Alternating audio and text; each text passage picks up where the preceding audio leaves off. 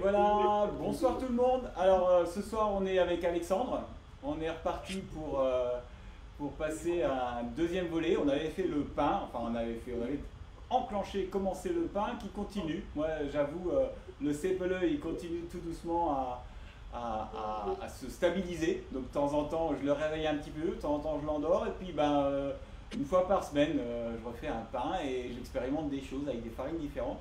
Mais du coup, avec le levain, c'est quand même une belle aventure au niveau du goût, au niveau de plein de choses, au niveau de la conservation du pain, au niveau des parties nutritives. Donc pourquoi je vous dis ça? Parce que là, en fait, on va à l'envers de ça. On était bien confinés, on était bien enfermés, on s'est fait un truc pour se nourrir. Là, on est sorti un petit peu de la démarche et on est plutôt à un endroit où on cherche à se faire plaisir. Donc, avec Alexandre, on revient un petit peu à nos origines à nous. On a choisi un peu le Kouglof, puis je crois qu'on n'est pas les seuls à bien aimer ce genre de choses-là. Ce soir, on fait la première partie. Demain, c'est la suite, hein, le temps que tout ça, ça fasse un petit peu son travail aussi. Moi, j'en ai profité pour sortir mes antiquités. Là, j'ai un moule derrière, le plus vieux. Il est littéralement inutilisable, il a été un petit peu, on va dire, abîmé par le temps, et il fait un bruit qui va casser, voilà.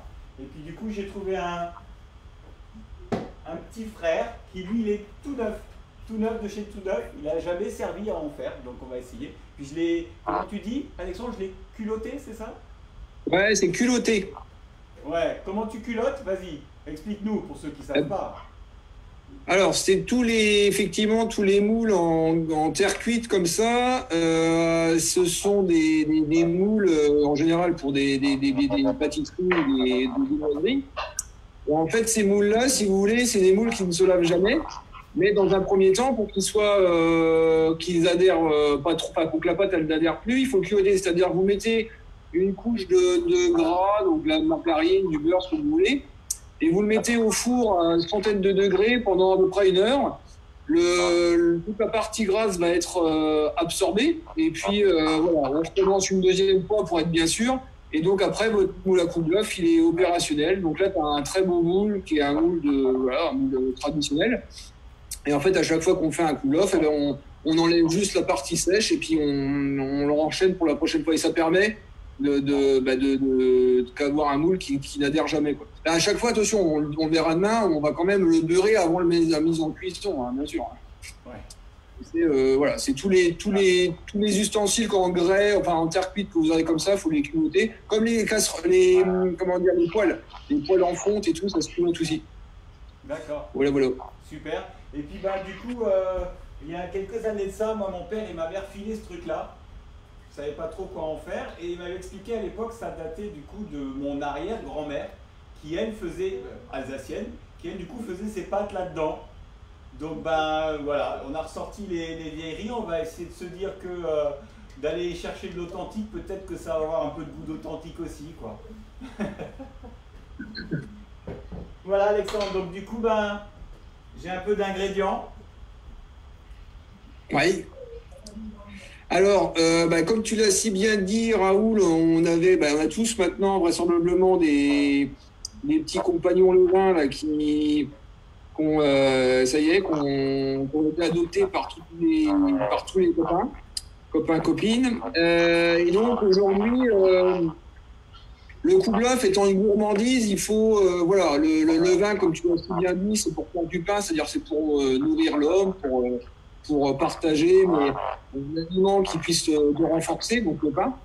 Et puis le Kouglof, on peut voir plus comme une gourmandise, et donc du coup le levain, certes, on peut faire du Kouglof au levain, c'est un défi qui est toujours intéressant, mais on reste sur de la gourmandise, donc on va travailler avec la levure parce que ça va très bien. La gourmandise n'étant pas la première nourriture de l'homme, hein, la gourmandise, ça reste une exception.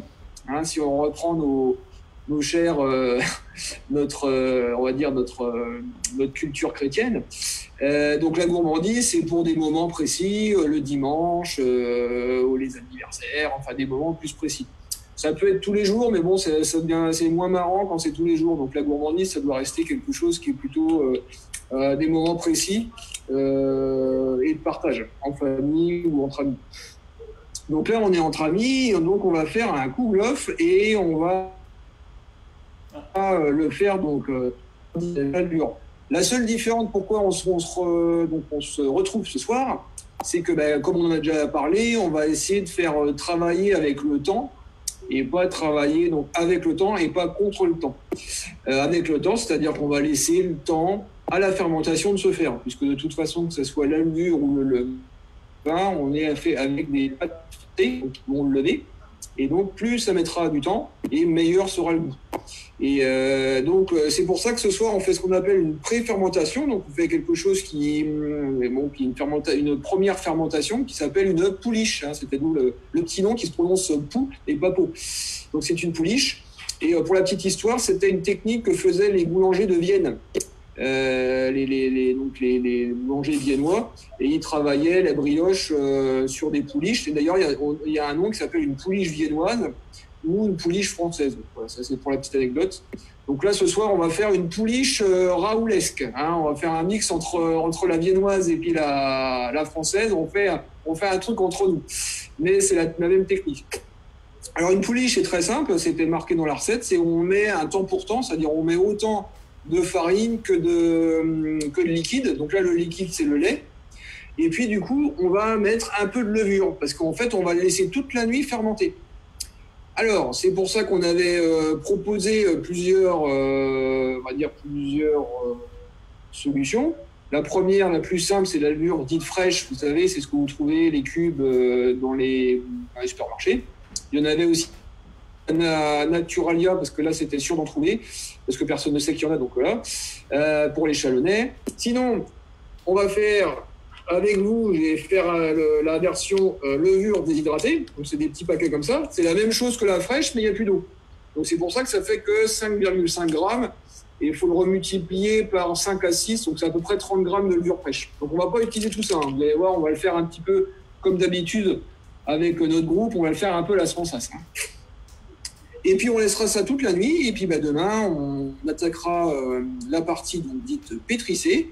Et puis comme ma mamie, il y a mon papa qui est arrivé tout à l'heure, qui a parlé un peu en alsacien avec Raoul, et mamie disait toujours qu'il faut faire chanter la pâte, donc demain vous verrez, on fera chanter la pâte. Alors attention, il vous faut un robot, 2 robots, 3 robots, c'est-à-dire un robot, et puis donc le deuxième robot, et puis du coup le troisième, c'est vous qui faites le moteur. Voilà. Donc c'est pas bien compliqué, vous allez voir, c'est tout simple ce soir. Donc on reprend notre recette. Donc on reprend. Alors je vous ai donné des proportions pour. Alors attention, là je tiens à faire un petit R avec un rond dedans. On est sur du copyright, les enfants. C'est la recette traditionnelle familiale. Donc ma grand-mère, ma grand-mère qui nous regarde de là-haut, serait très très ravie de pouvoir partager. Donc je suis content de pouvoir partager cette recette familiale. Je suis sûr que Fred, qui est en bas, que je vois, a certainement aussi sa mamie qui nous a raconté souvent cette anecdote du kouglof, le dernier kouglof qui était resté au congèle parce que pour le souvenir. Et donc ta mamie nous regarde aussi, Fred. Je pense que nos mamies doivent parler en alsacien. En plus, elles sont à peu près du même secteur, donc elles devaient se comprendre. Et donc, elles doivent certainement nous voir de là-haut en se disant « Ah, enfin, il continue la chaîne. » Donc voilà, donc ce soir, on a la version. Donc, je pense que chaque famille a sa petite tradition de kouglof. Là, je vous donne celle de la famille Muller. Et puis après, on pourra adapter. Donc traditionnellement, on mettra des grains des raisins secs. Hein. Après, vous vous adapterez toujours pareil à votre convenance, à votre sensation. Donc, si vous voulez mettre du chocolat, enfin des pépites, ce que vous voulez, mais normalement, effectivement, c'est du raisin sec. Alors, il vous faut votre petite balance. Donc, aujourd'hui, je me suis assis, oui, je suis chez papa et maman, donc là, il fait beau, il y a plus de place. Donc, c'est pour ça qu'on n'est plus dans cet appartement confiné. La batterie. Non, c'est bon, ça vient, c'est parce que ça faisait sa petite... Alors, vous mettez votre récipient, hein, là, je vous apprends rien. On fait la tare. Donc, première des choses pour bien faire, vous prenez votre petit sachet ou votre levure fraîche. Alors pour ceux qui ont des levures fraîches, pareil à la sans sas, hein, vous en prenez un coin comme ça, puis vous le mettez dedans. On s'en fiche du foie. Pas trop, par contre, mettez pas le complet, hein, surtout pas. On veut que le temps fasse son effet, donc mettez le moins possible. Bon, pour nous qu'avons, Raoul m'a dit qu'il avait des sachets, donc je me suis dit, tiens, je vais prendre aussi la version déshydratée. Donc c'est la version. Alors, ça va être un petit peu. C'est pas facile à enlever ces machins-là. Ouais, il y a marqué ouverture facile. Ouais, c'est ça, ouais. Il faut. Qui c'est qui est dans la cuisine là? C'est. Ah, toi, t'as des assistants en plus. Est-ce qu'il y a quelqu'un dans la cuisine? Alors, du coup, je vais y aller. Au revoir, Alex. Voilà. On était censé arriver à le faire, et puis là, bah, je crois que c'est foutu. On a perdu Alex. Là, on a tout perdu, je pense. Voilà. Il va revenir avec un sécateur pour son petit sachet. Te coupe pas les doigts. Voilà. Voilà. Le retour du Jedi. Alors, le retour du Jedi, c'est pas de l'oignon. La bonne blague. Donc, il y a beaucoup là-dedans. Moi, je vous avais préconisé. Bon, c'est voilà, briochin, Alsa. C'est pareil, petite dédicace à Titi. C'est mon grand-oncle qui était boulanger, qui m'a beaucoup aussi. Voilà, je baigne dans la boulange depuis que je suis petit, qui m'a toujours dit d'acheter la briochin. Alors voilà, on respecte les traditions familiales, on achète la brioche. Mais il y en existe d'autres. Ça reste pareil. Donc, toujours pareil. On est entre nous, on n'est pas au puits près. Alors là, je remets du coup la tarte parce que c'était terminé. Voilà. Donc, j'en mets un petit peu. Parce que là, il y a quand même 8 fois moins que la taille. Donc là, j'ai à peu près 5,5 grammes. Ça fait un cube de 40 grammes. J'en mets vraiment, voilà. J'en mets que dalle. J'en mets juste une pincée. Du coup, ce que je fais, c'est comme c'est... alors, effectivement, je sais pourquoi mon grand-oncle me disait ça, parce que la particularité de la briochin, elle est très fine. Il existe des levures déshydratées qui sont beaucoup plus granuleuses. Et donc là, celle-là, la briochin, si vous voulez, l'avantage... Alors, je ne sais pas si vous verrez bien. Je ne sais pas si vous voyez bien. En fait, elle est très fine, on dirait presque de la poudre. Donc, ça permet, si vous voulez... de bien se mélanger à la farine. Sinon, quand ça se mélange pas bien, donc là pour ceux qui ont des... On va faire la technique pour ceux qui ont la levure, hein, bien sûr, fraîche.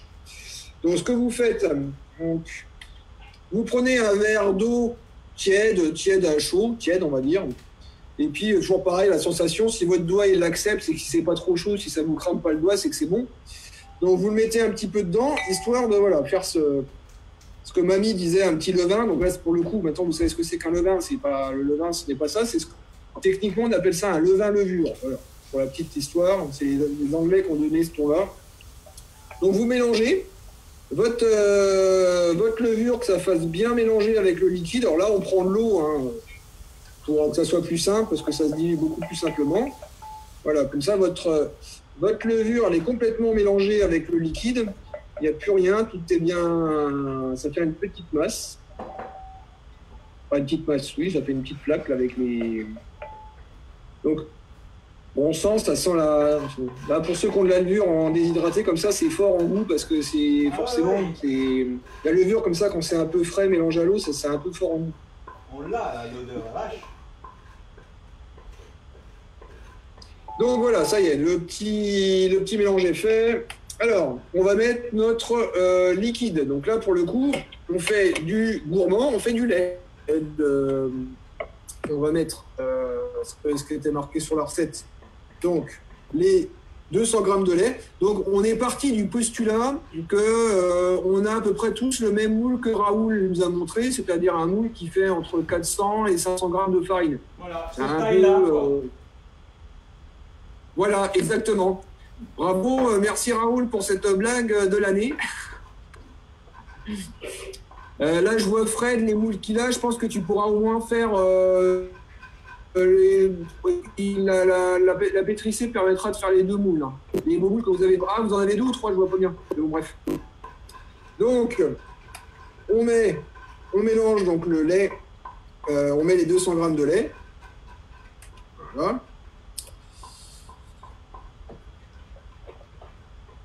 Alors, à tort, on dit que le kouglof est une brioche. C'est pas vrai. C'est pas une brioche. C'est ni plus ni moins une viennoiserie. Parce qu'en fait, comment dire, la part de, comment dire, qu'est-ce que je disais, une viennoiserie, parce que la brioche, c'est une viennoiserie à part entière. Voilà. Alors, du coup, je vais revenir parce que j'ai un petit problème de batterie. T'inquiète, on touille. Dans les deux.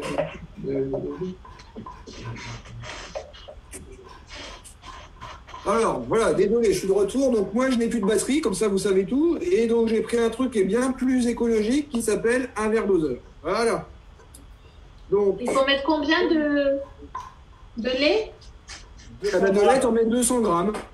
100 grammes de lait. Ou 200 millilitres ou 200 grammes. Alors, pour les scientifiques qui regardent, je sais que le lait a une densité un peu plus importante. Donc, 200 millilitres de lait, ça doit faire un peu plus que 200 grammes. Mais on s'en fout. On met, mettez 200 millilitres ou 200 grammes, ça revient au même. Donc, ensuite, vous prenez, là, tiens, pour le coup, on va faire ensemble. Vous prenez le verre doseur et vous mettez donc 200 grammes de farine. Verre doseur ou balance, c'est pareil. 200 grammes de farine, c'est ça? Oui. Donc, on ouvre son petit paquet de farine. Donc, pour le coup, la farine, là, effectivement, on est moins... on est sur de la gourmandise, donc il faut mieux faire des farines dites pâtissières, c'est des farines qui sont dites blanches. Donc T65, c'est suffisant. Pas de farine complète. Après, si vous voulez vous faire plaisir avec la farine complète, vous avez tout à fait le droit, c'est votre plaisir à vous. Aujourd'hui, comme je vous avais déjà expliqué, en fait, les farines complètes des pots très rouges prennent de sens parce qu'il y a des minéraux que le corps a besoin d'assimiler. Et du coup, comme il n'y a pas de levain, là, il y aurait juste une histoire de goût. Après, en plus, en termes de texture, si on emploie des farines trop minérales, donc trop complètes, ça décale un peu les quantités. Donc voilà, pour l'instant, on reste sur des farines blanches. Là, c'est une T55, une T65 ou T45, c'est pareil. C'est des farines pâtissières. Donc, on met, on met donc 400 grammes de farine. 200 grammes, pardon. 200 grammes. Voilà. Mets-moi du doux. Après, il a bien fini. Voilà. Donc, j'ai mis 200 grammes de farine. Et donc, le truc très simple, c'est qu'on va mélanger la farine avec le lait qui contient déjà, bien entendu, votre mélange de levure. Donc, c'est pas très compliqué. Donc, 200 grammes de lait, 200 grammes de farine. Et hop, on fait rencontrer tout ce monde-là. Et puis, on commence tranquillement. Alors, on essaye de faire en sorte qu'il n'y a plus de grumeaux. S'il y a des grumeaux, ne vous inquiétez pas. De toute façon, le temps fera son effet et demain matin, vous n'aurez plus de grumeaux. C'est pas grave. Il faut juste bien mélanger. Alors, vous allez voir que le lait absorbe différemment que l'eau. Et donc, ça va faire une masse un peu plus importante que si vous mettiez que l'eau. Et vous allez voir, je vais vous montrer quelle texture ça doit avoir. Donc, n'oubliez pas, on reste toujours sur nos fondamentaux, texture, sensation donc olfactive et tout ça. C'est important. C'est important. Là, après, on va sentir aussi notre préparation. Donc ça, c'est mon chien, c'est Jojo, qui est en train de pleurer parce qu'il veut rentrer. Et oui. Et donc voilà. Donc là, vous pouvez bien mélanger. Donc, je vais vous montrer un peu la texture que ça doit avoir à peu près. Alors, vous voyez, hop.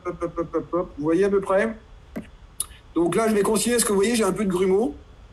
Là, ici. Vous voyez, il y a des grumeaux qui apparaissent. C'est normal. Il faut que la farine, en fait, absorbe le liquide. Donc, moi, c'est plus pour un côté esthétique. J'aime bien quand c'est bien lisse. Mais si vous laissiez comme ça, avec le temps, la farine, de toute façon, aurait été absorbée par l'humidité, donc il n'y aurait plus de problème. Donc voilà, on mélange bien. Et cette texture-là que vous avez, que je vais vous montrer après, c'est vraiment la texture d'une pouliche. Hein, c'est vraiment cette espèce de pâte à gaufre un peu. Alors, c'est pas une pâte à crêpes, c'est beaucoup plus épais qu'une pâte à crêpes. Et c'est des temps pour temps, un temps de farine avec temps de liquide. C'est le terme technique du temps pour temps. Vous pouvez faire des temps pour temps sucre aussi. En fait, temps pour temps, c'est juste 50-50. Par exemple, si je vous donne une astuce, moi, quand je fais, on fera avec Raoul, on a déjà dit, on va se faire comme ça, enfin, on va faire des petites surprises, on va en discuter avec Raoul, mais alors je vous le donne, attention, c'est du prime time et vous le répétez pas. Hein. À la fin de l'année, c'est un secret entre nous, attention. Hein. À la fin de l'année, on vous fera une autre spécialité alsacienne que tout le monde connaît, mais c'est pas super, qu'on a souvent à Aldi ou à Lidl. On fera le vrai Christola. Le Christola, qui est une viennoiserie aussi, qui ressemble pas, enfin, c'est comme une brioche, mais bon, c'est pas une brioche, hein, c'est une autre viennoiserie. Et dans le Christola, tout le monde sait, il y a une pâte d'amande. Oui. Et donc, on fera notre pâte d'amande maison. Et pourquoi j'en viens là? Parce qu'une pâte d'amande à 50%, donc c'est une pâte d'amande en temps pour temps. On met autant d'amandes en poudre que de sucre glace. Mais nous, on fera une pâte d'amande d'Aikido Kan. Nous, on est là pour que ça sente l'amande. Donc, on mettra beaucoup moins de sucre parce qu'on pense à notre diabète. Et vous verrez qu'avec la technique du Alex, ça sera une pâte d'amande qui tiendra bien la route aussi. Et on fera une pâte d'amande brute de fonderie, quoi. Hein, on prendra les amandes avec l'écorce et on moulera tout ça. Ça fera une amande bien sombre, mais beaucoup plus intéressante pour votre corps. Et ça, on le dit. Ah, Raoul, on a dit qu'on ne le dirait pas. Hein. Non, pas on tout n'a de rien suite. dit. Hein. On n'a rien dit. On n'a rien dit. Ça sera pour la fin de l'année. Ouais, parce qu'entre-temps, il va y en avoir des choses encore. Hein. Eh oui. Donc voilà, En fait, pourquoi je vous fais faire ça aussi pour l'histoire des grumeaux? Parce qu'en fait, tout doucement, je vous prépare un peu comme notre sensei. Hein, ça vous fait un peu des katas, parce que demain, quand on va faire chanter la pâte, ça va être ce mouvement-là, mais un peu plus compliqué. Donc là, on fait un peu les katas, tranquillement. Les ayami, katate dori, tout ça, tranquille. Hein. On y va, on s'assouplit le dos, les bras. Et on essaye de faire une pâte un peu lisse pour justement s'obliger à justement avoir un mouvement un peu régulier. Donc c'est écologique hein, le Kouglof parce que justement on a juste besoin de tes bras. C'est Olaf qu'on lui dit. Voilà. Écoutez, je vais vous montrer à peu près la tête que ça doit avoir, à peu près la texture plutôt. Voilà. Donc, voilà. Vous voyez, ça a une texture quand même qui est très fluide, qui est assez épaisse. Ça fait le ruban. Si un jour on fait par exemple de la génoise, eh bien en fait, il faut que ça fasse ce ruban, c'est-à-dire qu'en fait, il y a un truc continu entre la spatule. Ouais, bon, voilà, ça s'arrête. Mais en fait, il y a un truc assez continu. Il y a encore un peu de grumeaux, hein, mais bon, c'est vraiment pas du tout. C'est pas grave. On laisse faire le temps et la nature, et demain matin, ça sera bien lisse. Donc, le boulanger et le pâtissier, c'est des gens qui sont plutôt écossais d'origine, donc on ne laisse rien sur la spatule. Hein. Hop, on met tout là-dedans. Que tout le monde fasse bien connaissance entre eux. Et ça, du coup, alors on est avec de la levure, donc comme en plus on est sur une période assez intéressante, en ce moment il fait chaud et humide, donc vous le couvrez, comme pour le levain, hein, vous le couvrez avec un linge, et puis vous le mettez près d'une source de chaleur, ou dans votre four éteint, bien entendu, dans un placard par exemple, pas de souci. Vous pourriez même éventuellement le mettre au frigo. Bon, je ne vous conseille pas parce qu'on est quand même, il ne va pas avoir bien chaud, mais c'est possible effectivement de le mettre au frigo. Donc voilà, c'est le truc basique. On met un linge et près d'une source de chaleur. Donc, hop, on essaie de faire un truc quand même propre, hein, pour pas que ça soit trop. Donc là, vous voyez. La pouliche, elle représente un bon tiers du récipient. Donc demain, elle aura monté et elle va avoir dégagé. Donc sentez un peu, c'est l'odeur. Alors là, c'est moi je sens beaucoup la farine, cette farine blanche qui est très caractéristique. Bon, l'avantage du lait, ça adoucit. On n'aurait pas le lait, on n'aurait que de l'eau, on aurait une odeur un peu désagréable de levure, mais là, bon, c'est pas désagréable. Je dirais que le lait permet d'adoucir cette odeur de levure un peu brute qui n'est pas du tout fermentée. C'est pas désagréable. Mais demain matin, franchement, je vous conseille fortement, quand vous allez vous lever, tout ça, là, de venir mettre votre nez dedans. Vous allez voir, ça a des arômes de malade. Et c'est pour ça que ce soir, c'est intéressant. Retenez bien un peu ce que ça va vous faire sentir et pour que demain matin, vous refassiez le même exercice. Donc là, on sent vraiment, c'est pas désagréable, hein, parce que le lait, en fait, vraiment adoucit tout. Il aplanit, parce que la levure, c'est une certaine amertume. Hein, de la levure avec de l'eau, comme ça, en général, ça sent un peu fort. Voilà, donc là, on laisse faire tranquillement. Il est 8h moins 10. Pour les couches tard, déjà, revenez voir vers minuit la tronche que ça va avoir. Normalement, vous allez avoir des petites bulles qui apparaissent sur le dessus. Et demain matin, comme on se verra, mais logiquement, la pouliche aura fait son effet, il y a Titi, mon grand-oncle, qui dit qu'une pouliche est prête. Vous voyez, comme quoi, c'est les techniques encore, il n'y a pas de mesure en rien, c'est que de la sensation. En fait, on mesure la plénitude d'une pouliche quand elle commence à faire des cratères. En fait, elle lève et au bout d'un moment, elle se récroule, elle se raffaisse un peu par le centre et là, ça veut dire qu'elle est prête. Donc, vous verrez le matin. De toute façon, vers 11h, voilà. De toute façon, il n'y a pas de souci. Demain, à 11h, toutes les pouliches sont bien. Ça doit que marcher. Là, on est, on va dire, avec une équipe de foot professionnelle. Hein. Pour ceux qui sont footeux, moi je ne suis pas footeux, mais on va dire, voilà, c'est pas de la voiture. Donc la levure, c'est une levure qui a été faite industriellement, donc elle est montée à bloc. Donc vous inquiétez pas. Ça, mais bon, si vous avez juste ce qu'il faut, c'est ça qui est intéressant, c'est qu'il faut que ça lève tout doucement. Bon là, j'ai pas de levure fraîche, mais je vous aurais montré que un tout petit bout de poing, vous mettez ça dedans, surtout avec très peu de, voilà, on n'a que 200 ml de lait. C'est quand même pas c'est pas beaucoup. Il faut vraiment y aller avec parcimonie.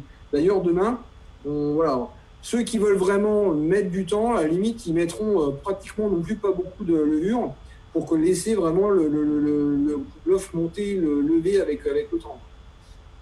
Mais on n'y est pas encore. Ça sera demain une décision de chacun s'ils veulent mettre le grammage que j'ai donné. J'ai donné 10 grammes, je crois. Donc, il faut savoir que les 10 grammes que j'ai donnés, c'est pas du tout conventionnel. Hein. Normalement, mamie, elle mettait 40 grammes. Donc, elle mettait 4 fois plus. Mais ça lève en 1h30. Oui. Ça laisse la deuxième. Donc là, j'ai divisé tout par 4 pour qu'on essaye d'avoir quelque chose qui se prolonge voilà. Alors pour ceux qui ont, je pense à Fred parce que je sais que Fred est assez fan. Il confond souvent la bouteille d'eau avec le schnapps. Donc pour ceux qui ont, non, je rigole. C'est pas vrai. Je déconne. Fred est très sage d'ailleurs.